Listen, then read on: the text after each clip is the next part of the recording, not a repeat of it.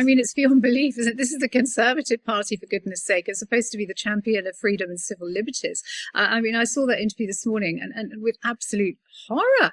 I mean, are they seriously going to consider dragging people out of their homes or forcing their way into people's homes and sticking a needle in their arm?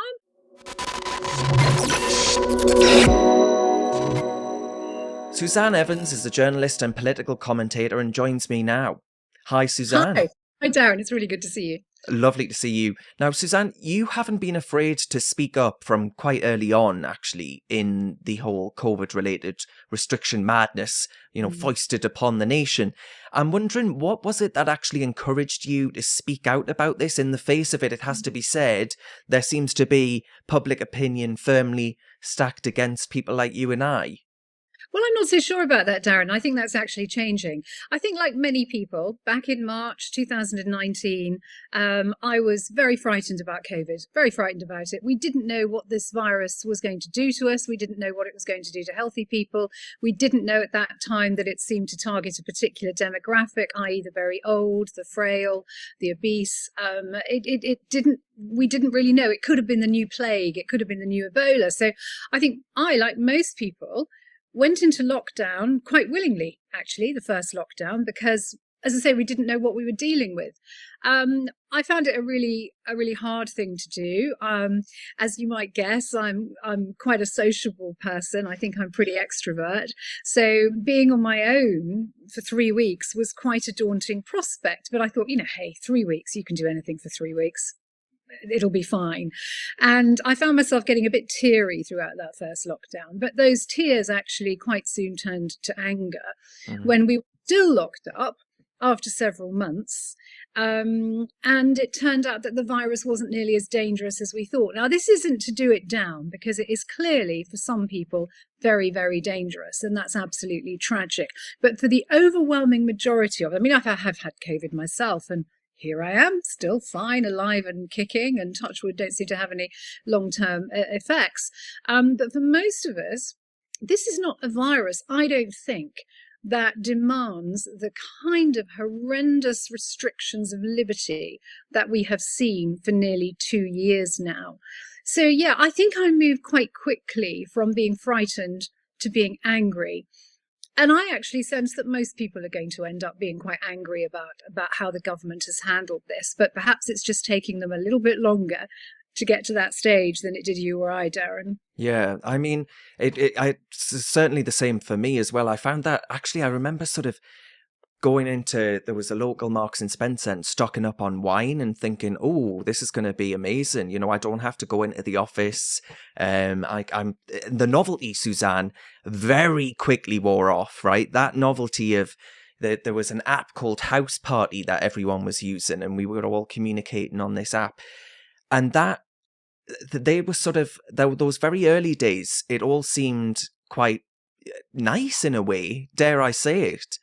And then that very quickly wore off. That very quickly, you miss and you realize that human beings ultimately are very social creatures, right? It's part of our nature. We want to be around other people. We need those connections that are deep and meaningful beyond what you can get from the virtual. And indeed. And for me too, I think it was, I had to stop work. Yeah. I couldn't run my business because I was working in hospitality. I couldn't do it. I had to close everything. And at that stage, I was also being told that I wouldn't get a single penny from the government because I was self-employed and no money available. And I remember having a conversation with my accountant. He said, sorry, your income's from property and hospitality, holiday lets, so on and so forth. You won't get a penny. Now, ultimately, that turned out not to be true. But it took an awfully long time. So for a long time, I was not having any income, stuck at home, feeling miserable. And actually, I think by January 2020, I was in a very dark place. I'll be honest about it. I know I was in the same boat. I mean, I've been quite open about this on social media. I mean, it was, for me, though, it wasn't the first lockdown. It actually wasn't even the second lockdown. It was the third lockdown. And I think there's something about winter, right? There's something about say 9 a.m. to 4 p.m. you've got daylight, and then it's dark, dark, dark. And your every day is the same. You're sort of just waiting for that darkness to sort of fall upon upon and it feels like a sort of a literal darkness, actually. And that's how I started to feel. And at the time I was living in London, Suzanne, and I thought, I can't do this anymore. I've got to get out. You know what living in London is like, as far as the small flats and extortionate rents and not seeing anyone. And I just thought, this isn't worth it. I can't do this. So I moved back home. And, there are some people that actually, frankly, take the mick out of that and say, oh, well, it's pathetic that you've moved back home and all the rest of it. People don't understand, like you say. Exactly. The majority of people who have been pushing for ever harder restrictions have been people who have been on furlough, who have had a lovely, cushy life, thank you, taking home 80% of their income without having to do, in some cases, any work at all. They're people who generally are in power in local and national government, so they probably have nice houses and they probably have a garden, and they're probably well educated and didn't have any problem homeschooling their children and probably found it a nice novelty. And they simply, I don't think, understand what the vast majority of the population have had to go through. They don't understand people in the service industries, the delivery drivers, the food producers, the supermarket workers, all the people that have had to keep going in extremely difficult circumstances, the people who haven't had the advantage of having government support in terms of financial support, and people who are not healthy and waiting for other NHS services. So I had breast cancer 5 years ago. I've spoken very openly about that in the past. I thank God it was 5 years ago and not 2 years ago, because I probably wouldn't have had that very first mammogram that picked up my breast cancer at a very, very early stage, so that I was able to have very simple surgery and radiotherapy. And God willing, I've made a full recovery. Imagine if that had been me now. And I don't almost have to, because there are so many other people who have developed cancer, who've developed heart disease, who've had operations cancelled. The whole thing has fallen apart. Don't talk to me about protecting the NHS. We have not protected the NHS through this. We have utterly destroyed it. And it's that's right. Absolutely sickening. I mean, the most prominent case for me, especially on the issue that in isolation of breast cancer itself, Sarah Harding, right? The Girls Aloud singer. She was in her 30s. I mean, utterly heartbreaking. And, I actually applied for, I went to my GP and I said, I'm finding this all a bit difficult. And they referred me on to some mental health team. And do you know what, Suzanne? That was in February and I've only just got the letter. No, really. Can you believe that? Yeah. I can't believe it, because mental health services were already under pressure before the pandemic. I know that people were on long waiting lists for that. And now, of course, we have a mental health crisis. I mean, what the hell do you expect? You cannot lock people up, deprive them of the love and support of their family and friends, force them to wear a mask, sometimes for long periods every day, tell them they're walking lepers, imply they're constantly ill. You cannot expect, and particularly children in schools, you cannot expect mental health to come out of this well. I mean, it's crazy. And what I find really frustrating is that powers that be either don't seem to care or willfully turn a blind eye and keep pushing this stuff. Yeah, and we're seeing actually what taking our eyes off the ball, because we've been so relentlessly focused on this one virus that we've taken our eye off the ball of everything else, whether that be social care, whether that be the care of children. I mean, that case that we've seen today in which 2 people have been charged, I can't even speak about it, Suzanne. I find it so utterly horrific. And all of these other things where we're now, I think, in a place where we should have been in a position of hope, right? Of saying, well, it's all behind us. Let's leave it all behind. But now the government are actually on Julia Hartley-Brewer's show this morning on Talk Radio, a government minister, the chairman of the Conservative Party actually now, he's not a government minister anymore. He actually refused to rule out mandatory vaccinations. I mean, it's beyond belief, isn't it? This is the Conservative Party, for goodness sake. It's supposed to be the champion of freedom and civil liberties. I mean, I saw that interview this morning and with absolute horror. I mean, are they seriously going to consider dragging people out of their homes or forcing their way into people's homes and sticking a needle in their arm? I mean, seriously? Is there anybody out there who seriously thinks this is a good idea? I mean, what next? What next? You'd be forcibly dragged out of your home and sent to a camp where you're forced to lose a couple of stone because you're overweight. Well, absolutely. Are you going to be prevented from doing a sport that you enjoy because it's too dangerous? I mean, for goodness sake, where on earth does this end? It's a sort of nannying that you see in other forms as well because of the... It's not nannying, Darren. It's worse than that. Yeah. I don't think nannying, at least nannying, there is your own well-being. A very nasty nanny. This is draconian abuse. There's no other word for it. In fact, if it comes to that, it's absolute whole-scale abuse. There's no other word for it. And if people die as a result of these vaccines or have vaccine-related injuries, which yes are rare but do happen, it's grievous bodily harm. It's potentially manslaughter. I can't understand it at all.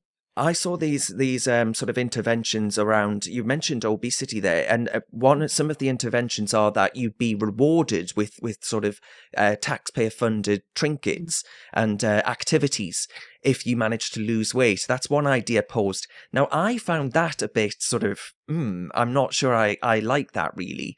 In order to quote unquote protect the NHS. Well, you could do that, love, by ruling out lockdowns. You could do that in so many other ways. And I thought, I'm not sure I like this sort of nannying, but this is on a whole nother level. This is state intervention in the extreme, right? It's deeply sinister. It is. Deeply sinister, alarming. And, the fact that Oliver Dowden this morning wouldn't come out and just say, no, of course we're not going to do that, is deeply.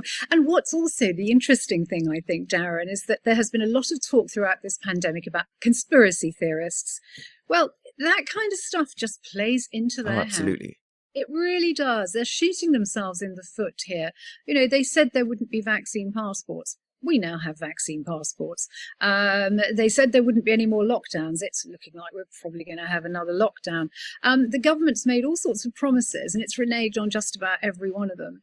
And that does play into the hands of conspiracy theorists. And I think even perhaps very sensible people are wondering where the heck this is all going to end now. Yeah, well, quite. And on that point, do you worry? Do you seriously worry? I mean, we've sort of touched on mental health, but are you concerned that quote unquote ordinary people, people who have never, I think, had or experienced any mental health problems in the past, they're not pre-existing mental health conditions, for example. Do you worry about people losing hope with all of this chatter about, and this media are terrible for it, Suzanne, as you well know. There's a new vaccine-resistant variant. We need new restrictions. Why aren't you locking down harder and faster? Do you seriously worry about the fragile state of people's mental health at this time if they face losing another Christmas, for example? Well, Darren, I'm not somebody who's ever had mental health problems in her life until January this year. And then it hit me like an absolute bomb out of the blue. And I was absolutely shocked at just how down I became. And thankfully, I thought, sod the rules. And I moved in with some friends. And they, buoyed me up and kept me going. And here I am, and I live to tell the tale. But there was a day when I thought I might not. And I am someone who, as I say, has never had any mental health problems. In fact, I've always quite prided myself on the fact that I'm quite emotionally resilient. Mm-hmm. So I think if that can happen to me, I honestly think it can happen to anyone. Mm-hmm. Well, we know it can happen to anyone, don't we? But perhaps it takes a personal experience like that to really bring it home to you. Absolutely. I mean, what did your last Christmas actually look like? Because I mean, for me, it's amazing to think that this has all been going on for a year. I can't believe that. Where has this year gone? Right? Yeah, well, it was a good Christmas actually. It wasn't bad. My mother said, actually, I'm having Christmas. This is my house, and I decide what happens in my house, and Boris Johnson isn't going to tell me what to do. Yeah. So we did. I mean, it was a small family Christmas. It was just me, my mum, my stepfather, and my sister. My daughter was spent Christmas in Portugal with her fiance, having arrived in Portugal 40 minutes before they shut the border. She made it just by the skin of her teeth, and then couldn't get home for a while. She was staying with her fiance's family, so it wasn't too bad. So it was a quiet Christmas, but it was fantastic. It was great. Yeah. I mean, we sort of touched on polling by, polling by multiple sources, but polling by YouGov seems to be the most prominent. And it seems to suggest actually, and I found this quite refreshing, that the public are, as you said at the very start there, starting to perhaps change their mind and oppose the idea of major new restrictions. Reportedly, 70% of them saying that they don't want pubs and restaurants to close again, for example. Have you noticed a change in the appetite for restrictions, anecdotally, online, in conversations that you're having? Are you starting to actually get the sense of people are saying this is entirely disproportionate, what we are doing here? Yeah, I am. And, it's all apocryphal, but it doesn't mean to say it doesn't reflect wider society. I've certainly got friends who, when I first started to criticise lockdown and mask wearing, thought I was absolutely Mad. Yeah. mad. And now, guess what? They're criticising lockdown and mask wearing and new restrictions and all the rest of it. And so I do sense that people are changing.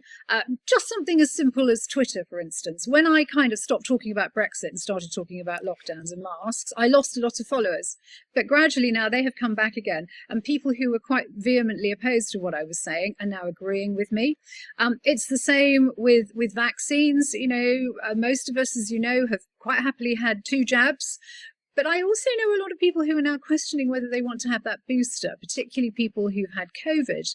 And now yesterday they came out and said, well, the booster is actually going to be a primary jab and you've got to have 2 more.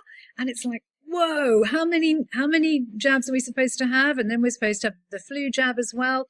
And I think people are starting to question this mass push for mass vaccination as well. Because you remember Matt Hancock right at the beginning, 15 million jabs to freedom. Well, now we've had 82 million jabs. More, I think Sajid Javid was saying only 5 million people haven't had any had the vaccine. And so most of the countries had it. And here we are pushing for mandatory vaccines and vaccine passports and whatever it might be. And people are really angry about that. And frankly, I think you and I both agree. People aren't angry about it. Damn well should be, because they're the ones in the wrong, and they're going to be on the wrong side of history. You don't pin people down, stick a needle in their arm, or deprive them of civil liberties because they won't have a medical treatment they don't think they need. No, absolutely. And I think what's starting to get a lot of people is the ever-changing goalposts, right? As you just mentioned there, 15 million jabs to freedom and all the rest of it. It started off all of these other things. You do all of this and you'll get your freedom, and you think, right, okay, this one last thing, I'll do this one last thing. And that could have been the mask wearing, that could have been the social distancing, that could have been the rules of 6, that could have been staying in your house, whatever it might be. Having a Scotch egg with your pint. Remember the Scotch egg with the pint, I forgot about that one. Yes, of course. Standing outside in the freezing cold with a pint, right, with your friends. Yes. And not being allowed to kiss this Christmas, apparently. Exactly. Oh, yeah, there's that now as well. I mean, some of the rules they brought are just mad. You wonder. Superstition. It's like they've been plucked from thin air, right? You think no one serious kind of actually sat down and thought, this has got what we're going to recommend and this is going to save lives. I honestly think that, in 100 years' time or so, they'll look at some of the COVID regulations and look back on them in the same way that we look back on the Malleus Maleficarum, which was the textbook book at the time about how to recognise a witch. Yeah. I mean, it is medieval superstition, some of the stuff that has been come up with. Absolutely crazy. Absolutely no evidence that it's done anything. Well, we know it hasn't done anything. Lockdowns haven't worked. Mask wearing hasn't worked. The vaccine hasn't worked, unfortunately. There was an awful lot of hope around that, of course, but unfortunately that doesn't seem to have worked either. The only thing that's going to work, in my view, is to live with this virus. And I think that's what we're successfully doing. I know you originally invited me on to talk about this new variant. And I think it's pretty clear the World Health Organization is saying it's not as dangerous as the variants that have come before it. The European Medicines Agency, the European Centre for Disease Prevention and Control is saying the same thing. The doctor who first discovered it in Africa is saying that too. And of course, this is really how viruses operate. Viruses that don't kill most people do become weaker over time. And I think this is a really good sign. So the fact that everybody's now petrified of this new variant, I think, first of all, says that a lot of people don't know a lot about how viruses operate. And secondly, I personally think It's nothing to do with the variant itself. It's just another excuse, I'm afraid, to can keep us under control for a little bit longer. Who do you blame then? Do you blame the government or do you blame the media for the sort of terrified state? I blame both. I mean, and ultimately, primarily, it's government. The buck stops with the government. But it is also the media for not asking questions. I mean, I've sat through those interminable press conferences time and time again, and all the journalists say is, well, you should have done this weeks ago. You should be doing it more fiercely. Why aren't you bringing in even stricter restrictions? And they haven't done their homework. They haven't researched their facts. They don't know what they're talking about. They're not prepared to ask hard questions. And dare I say it, thank God for GB News, because that new channel seems to me to be the only one that is asking hard questions. Yeah, oh, absolutely, without a shadow of doubt. I mean, I don't know about you, Suzanne, but I always get this whenever I receive a notification on my phone, because I'm obviously very plugged into the news. And when I get a notification coming up saying Boris Johnson press conference or Sajid Javid or whoever it might be press conference, I get a sinking feeling. Well, it's not you. I mean, you follow the stock market, which I do. When there's a press conference announced, the stocks go down. I mean, you could almost guarantee. I mean, that's not entirely quite accurate because, of course, the London Stock Exchange is there are international global factors that affect it as well. But the last week, I mean, on Friday, the FTSE 100 alone, I think, had 65 billion wiped off its value because of this new variant, which is turning out to be far less harmful than anything else. But the stock market reacted really badly. The FTSE 100 had its worst day for the entire year. So it's not just you and me. It's all kinds of these doom-laden announcements have their impact on all of us mentally, socially. They have their economic impact as well. Yeah, I think a lot of people, I hear this anecdotally as well, that a lot of people are switching off from the news, or were before GB News, because of the fact that the sort of prophecies of doom and gloom that you've just mentioned. I mean, you've got Sky News running a daily climate change show now. It's basically Greta Thunberg telly, prophesizing doom and gloom, apocalyptic doom and gloom. This isn't just go out and get your jabs. This is, we are all going to drown or burn to death. I mean, that's how horrible it is. So what I was saying earlier, we like to think that we are a sophisticated, modern, advanced population. We are not. We are no more advanced and sophisticated, and nor humane, I might add, than we were in medieval times when we were hunting witches. We're really not. And I think that has brought this home to me so clearly. I thought people were basically good, I'll be honest. I'm reappraising that now.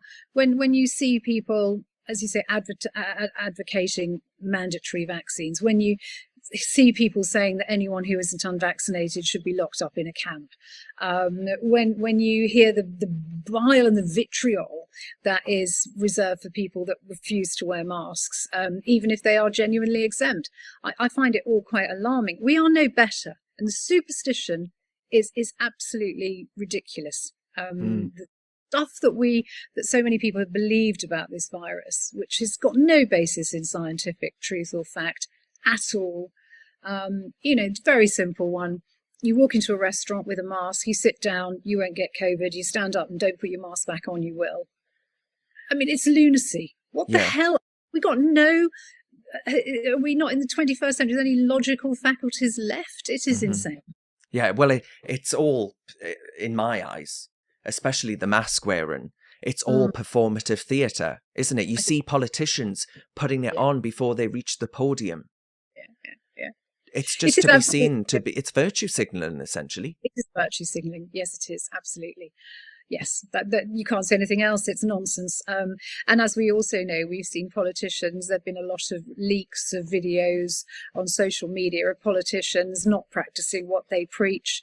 We've had Boris Johnson in the news this week saying throughout last lockdown he was holding Christmas parties. We've had Mark Drakeford in Wales, who's arguably been one of the most fiercest and totalitarian proponents of all this, dancing in the midst of a crowded room with no mask in sight.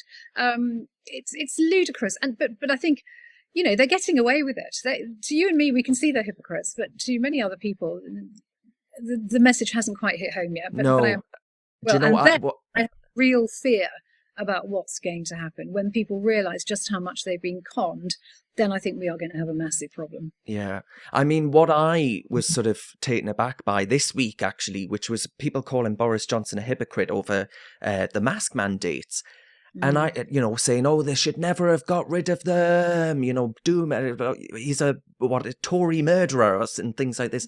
And you just sort of, I remember picture after picture from Brighton, where Labour held their party conference, where they were having drinks reception after drinks reception, Suzanne, without a mask. Yeah. All of a sudden, this virus wasn't there. And all of a sudden, it's not as bad as they say in the public domain. Yeah. And you think, you hypocrites, you shameless hypocrites. It is.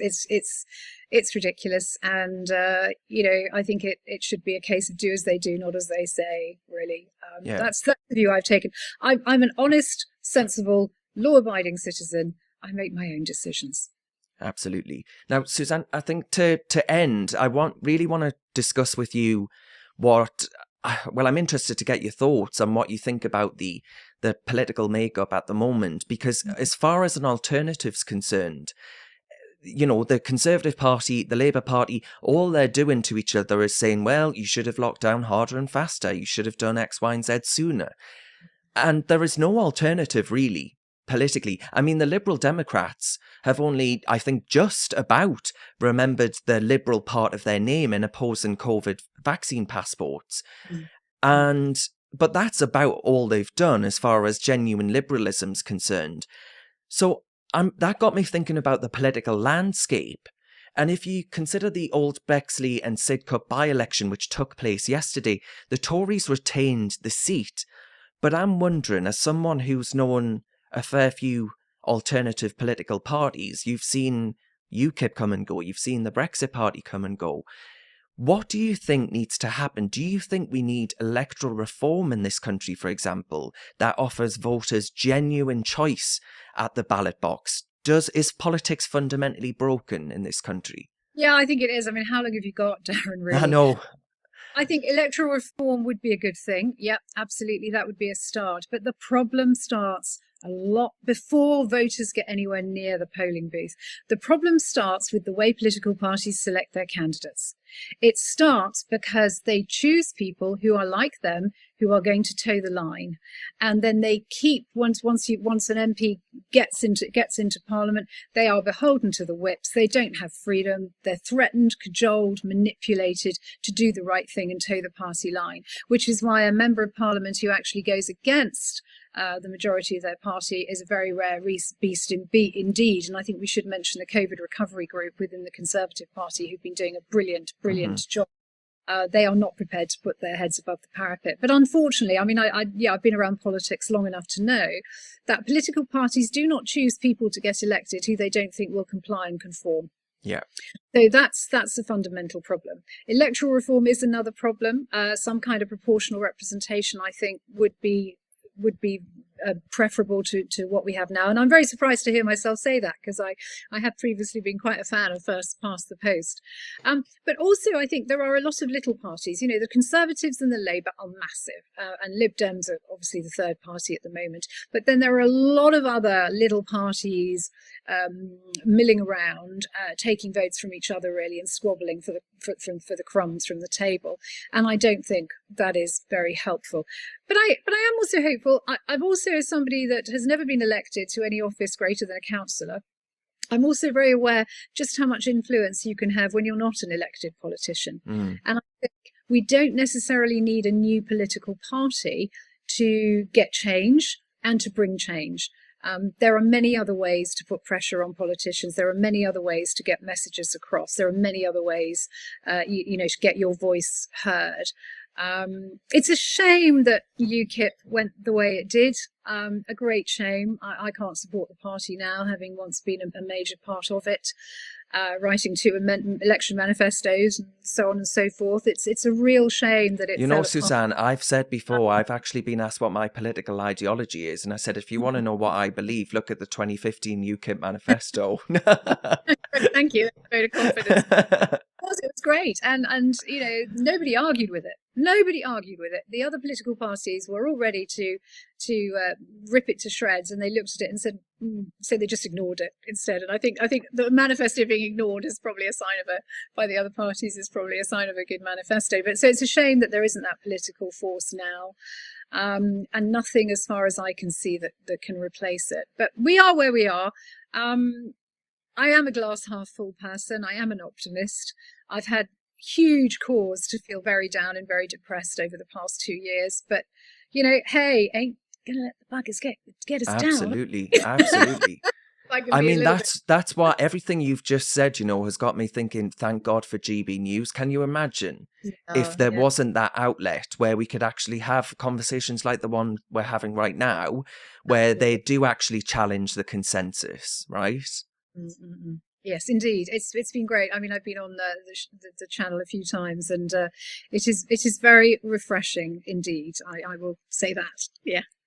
Well, Suzanne, it's a Friday, so I'm going to let you go and have a drink or whatever it is that you're doing and relax. I'll be doing my Friday night Scottish dancing, so very exciting. Oh, very fun, very fun.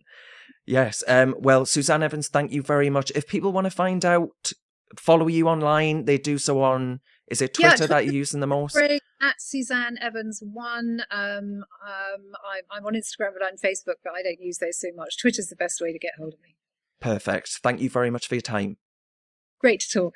Bye-bye. Thank you so much for watching this video. Reasoned is a grassroots organisation that's entirely funded by people like yourself. So if you're in a position to do so, please do consider supporting us by clicking the link to the side there.